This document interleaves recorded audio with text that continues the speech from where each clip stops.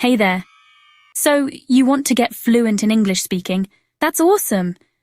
Let me show you how I'd do it if I were starting today. Quick, simple steps that actually work. First, don't be afraid to make mistakes.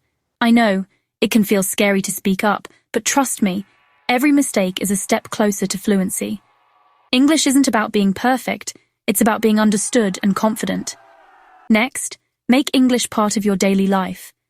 Talk to yourself. Yes, it sounds silly, but it's super effective.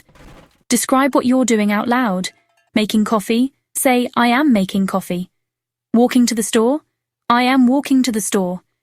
This trains your brain to think in English, not just translate from your native language. Find speaking partners.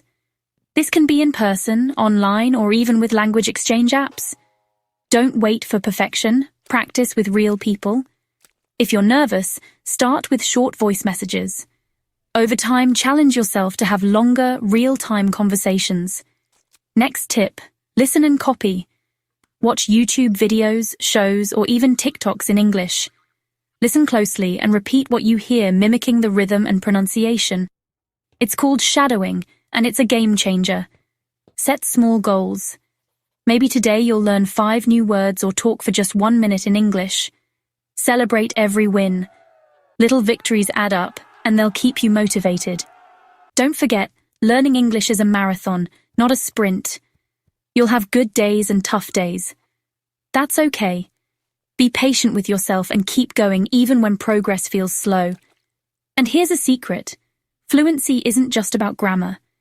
It's about expressing yourself, sharing ideas, and connecting with others. So, focus on communication, not perfection.